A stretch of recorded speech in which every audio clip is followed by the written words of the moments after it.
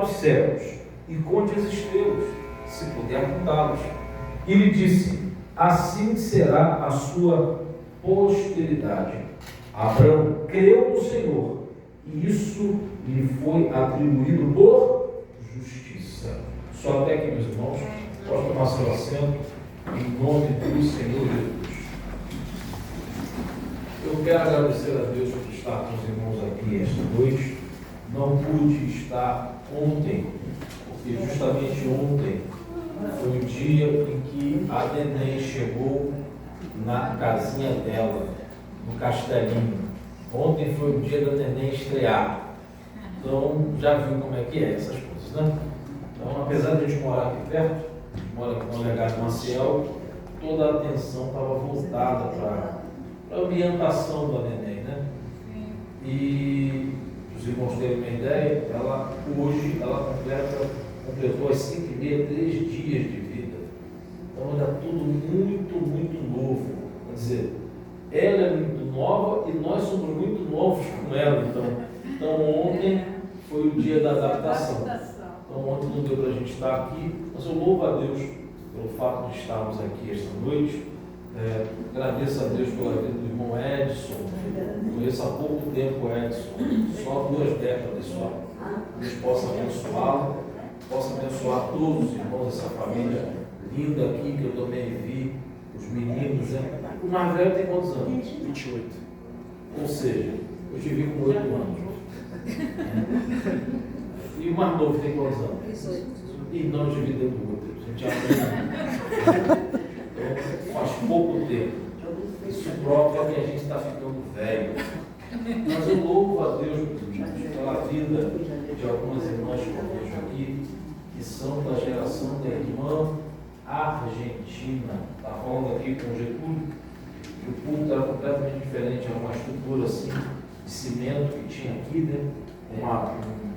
Um acabamento meio marrom, madeira marrom, e a gente subia e ficava aqui em cima, né? Enfim, enquanto aniversário da congregação, a irmã argentina aqui dirigindo a missionária, os pastores argentinos dirigindo a congregação do Monte Carmelo. E hoje, meus irmãos, somos nós que estamos aqui e temos que agradecer a Deus por cada instante na sua presença, na sua casa, porque isso para nós é honra. Amém? Amém. A palavra de Deus que eu quero falar com você aqui essa noite é algo simples, algo rápido, porque eu moro na região, sei a dificuldade que é a gente sair daqui tarde, eu não quero me demorar, e pelo que eu estou vendo, esta palavra vai longe, né? Pela internet, pelos celulares hoje, né? Vai chegar, vai atravessar os mares. Deixa eu falar com vocês, essa palavra que Deus colocou no meu coração, eu procurei nesses 2 versículos, falando sobre a vida desse herói na fé, chamado Abraão. Eu digo Abraão porque nós conhecemos como Abraão, mas Deus ainda não tinha adicionado esta letra ao seu nome. Assim como Deus adiciona uma letra ao nome de Abraão, Deus tira uma letra do nome de Sara, para ficar Abraão e Sara. E de alguns, Deus adiciona, de outros, Deus tira. Mas tudo isso é para fazer o ajuste para que a sua vontade seja realizada. E Abraão está no começo da sua caminhada com Deus. É importante dizer, Abraão não é um garoto, Abraão não é um menino, Abraão já é um homem de idade avançada, um homem que já viveu tudo que era possível viver, um homem que já tem experiência, sabe, de coisas boas e de coisas não muito boas na vida. Abraão já é um homem experimentado, mas é um homem que falta-lhe algo. É alguém que, mesmo tendo ganhado muito, que a Bíblia nos apresenta ele como um homem de posses, um homem rico, um homem aparentemente realizado. Mas o que a Bíblia fala também é que falta algo a este homem. E nós lemos no capítulo 15, aqui, o que lhe faltava. De tudo que ele ganhou, de tudo que ele amealhou, de tudo que ele conseguiu na vida, ele deixaria para outro, que não carregava não apenas o seu sangue, mas o seu vínculo. E veja, não é apenas uma questão de deixar bens para os outros, mas é deixar vínculo de vida. O Damasceno tinha um vínculo basicamente com Abraão, e ele construiria uma outra família, uma outra história. Deixaria a história de Abraão para lá. Então Abraão está preocupado com a posteridade. O que ele vai deixar? O que vai acontecer? O que vai acontecer depois de eu partir? Esta é uma preocupação que deve estar na cabeça de todos nós. Porque todos nós estamos, não interessa a idade que temos, construindo um legado. O que fica depois que eu partir? De todo o esforço da minha vida, de tudo que eu fiz, o que vai ficar? O que eu deixo? Seja para os meus filhos, seja para os meus filhos na fé. Nós temos essa possibilidade de deixar filhos na fé. O que fica? E eu digo para você o que eu aprendo lendo a palavra do Senhor. Quando Deus chama Abraão, ele diz algo muito simples para Abraão: sai da tua casa, da terra dos teus pais, em direção para a terra que eu vou lhe mostrar. Ou seja, Abraão não tem noção de onde ele vai. Ele só sabe que ele tem que sair. E saindo da casa dos seus pais, saindo daquela região de Ur dos Caldeus, Abraão estará no centro da vontade de Deus. Muitas vezes, estar no centro da vontade de Deus é sair da região, do lugar onde não está sob o nosso controle. É sair daquele ambiente, a gente pode chamar desse jeito, dessa zona de conforto, ou seja, do ambiente controlado, do ambiente onde todas as expectativas, onde tudo está ao alcance da nossa visão. Deus chama Abraão para sair, para ir para fora, para se colocar do lado de fora. Muitas vezes a gente está encastelado numa situação, numa questão familiar, que a gente não vai ter solução. E aí vem Deus e coloca o homem do lado de fora da situação, para dizer o seguinte: anda comigo e deixa que eu cuide da tua história. Abraão vai seguir a Deus, mas como a palavra nos ensina, ele vai um logo. E Deus deixou bem claro: venha sozinho, mas ele vem acompanhado. Por quê? Porque ele imagina que ele precisa de algum tipo de salvaguarda, algum tipo de depósito, algum tipo de garantia. Muitas vezes nós perdemos a bênção do Senhor, porque acreditamos que precisamos de garantia e que não podemos correr riscos com Deus. Abraão precisa entender, é o que nós lemos no capítulo 13, que andar com Deus é correr riscos desse mundo. Andar com Deus é correr risco diante dos homens. Glória a Deus. Mas andar com Deus é a coisa mais segura que há na vida de um homem. Porque o que quer que aconteça, Deus não o abandona, Deus não deixa, Deus continua guardando.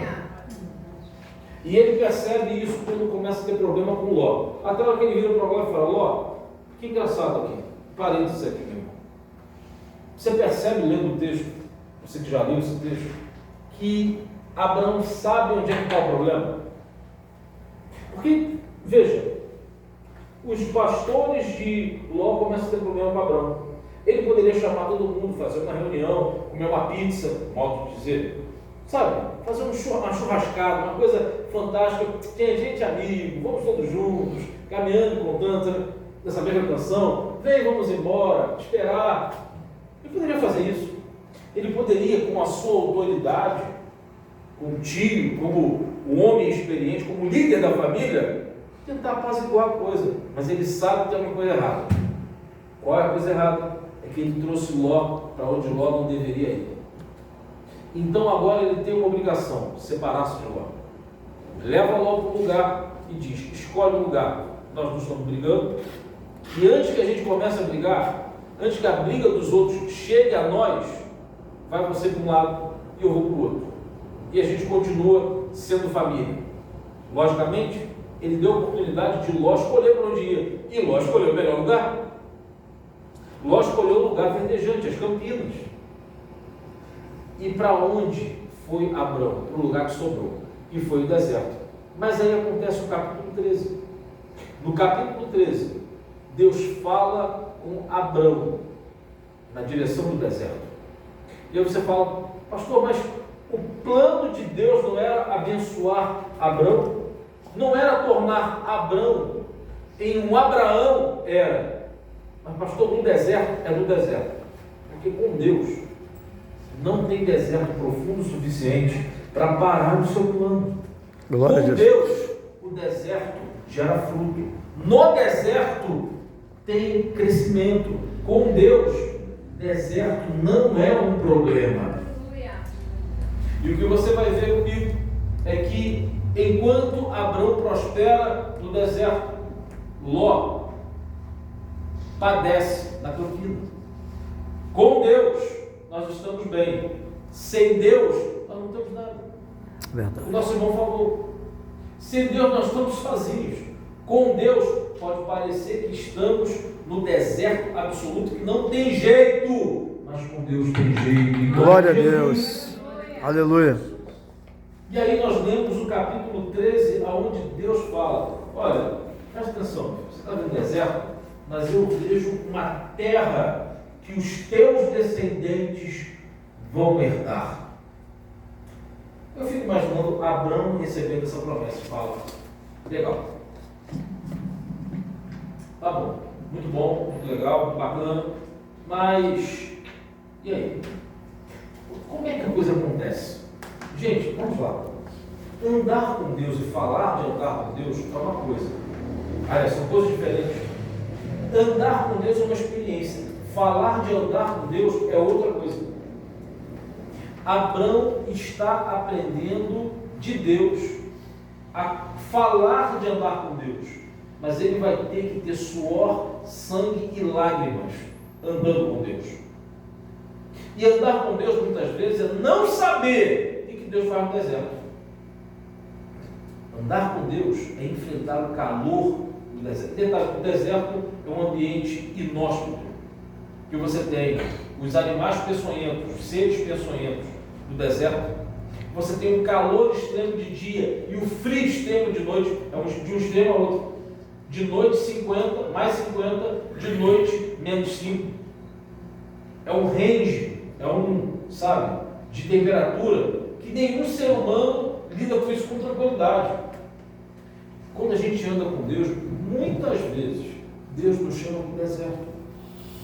A gente não sabe o que vai acontecer com a família. Mas levou alguma coisa, fica no deserto, porque o deserto tem esse poder de destruir qualquer coisa que a gente leva para ele. Mas uma coisa é o deserto sem Deus e outra coisa é o deserto com Deus. Abrão foi para o deserto com Deus, e deserto com Deus é diferente. Glória a Deus. Abrão está no deserto e Deus fala, olha, não se preocupe com a areia que você conta, a areia que você está vendo, porque a tua descendência será tão contabilizável quanto a areia que você pisa.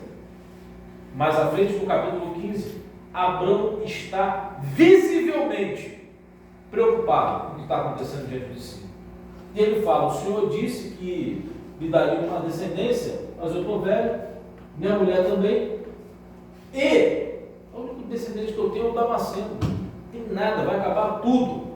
Aí vem Deus e fala, sai da tenda. Percebe como Deus sempre manda Abrão sair do lugar onde ele está?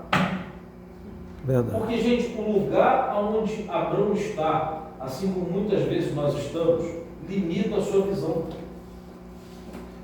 Ele precisa sair de Ur dos Caldeus, porque o que é Ur dos Caldeus? O que é a terra de Abrão? A terra de Abrão é um lugar, meus irmãos, Ur dos Caldeus é um lugar conhecido na história como um lugar de adivinhações, como um dos primeiros lugares onde foram feitas mapeamentos lunares, mapeamentos considerando as estrelas. Então ele está num ambiente extremamente místico, onde o tempo todo tem algum místico dando alguma direção, apontando para um lugar. Aí vem Deus e fala, tua direção não está em nada dessas coisas, sai daí. E veja, Deus promove uma ruptura. Ou você sai e me segue, ou você fica e fica sem mim. Porque com Deus, muitas vezes, não tem meio termo. Glória a Deus. Ou é comigo ou é sem mim. Aí Aleluia. você escolhe. E outra coisa, Deus fala para ele, saia. Deus dialoga conosco, meus irmãos. Muitas vezes a gente fala assim, se não vier pelo amor, vem pela dor. Mas, gente, eu abro a minha Bíblia e vejo Deus dialogando com a gente. Deus dando a possibilidade da gente escolher andar com Ele, ou escolher andar sem Ele. E Ele faz isso com os pais da fé. Ele vira para este homem chamado Abraão e fala, esse homem velho, guarde essa palavra, este velho chamado Abraão e fala, sai da tua casa, sai da tua tenda, sai da terra dos teus pais, sai, estenda glória isso a Deus. essa noite, meu irmão. Aleluia. Deus está tirando você aqui esta noite da tenda, da terra que limita a tua visão, para te colocar no lugar onde a visão é ampla, para você ver o que Ele tem para você. Glória a Deus. Ele através da sua vida. Aleluia.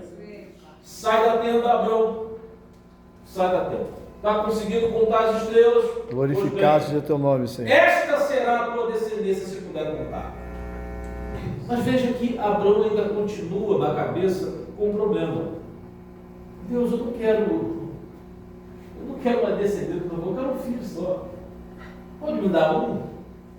Você já percebeu como é que a gente limita os planos de Deus pela nossa visão mesquinha? É verdade. A gente fica tão amesquinhado no curso da vida, muitas vezes, que a gente só quer uma coisa. A gente pensa, não, eu quero... Deus quer me dar muitos, eu quero um só. Um só, estou feliz, estou alegre, estou realizado. Precisa de muita coisa.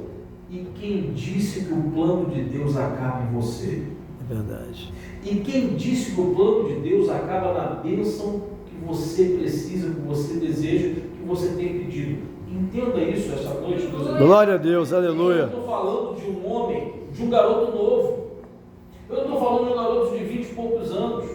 Eu não estou falando de um garoto de 18, eu estou falando de um velho de quase 100 anos. Que Deus vem para ele e diz, meu filho, você não está entendendo. Comigo você tem esperança de vida. Glória a Deus. Comigo você tem descendência. Aleluia. Em mim a tua semente germina e frutifica. Glória a Deus, aleluia. Deus vira para um velho e enche Verdade. ele de esperança. Eu vejo pessoas aqui que são da época da irmã Argentina, que já tem uma idade elevada, e podem pensar aqui essa noite, mas pastor, já aconteceu de tudo na minha vida, tudo que era possível, eu não tenho por que ter esperança. Meu irmão, nós servimos a um Deus que dá esperança aos velhos. Verdade, glória a Deus, aleluia. Pastor, eu já estou perdendo a esperança da minha família ser salva. Deus não lida com as coisas desse jeito. Graças a Deus, Deus aleluia. cuida da tua família, meu irmão. Da tua família, minha irmã. Verdade, Senhor. Confie no Senhor. Porque a única coisa que Deus fala para Abraão, Abraão, a única coisa que você precisa é andar na minha presença. E deixa que eu te santifico.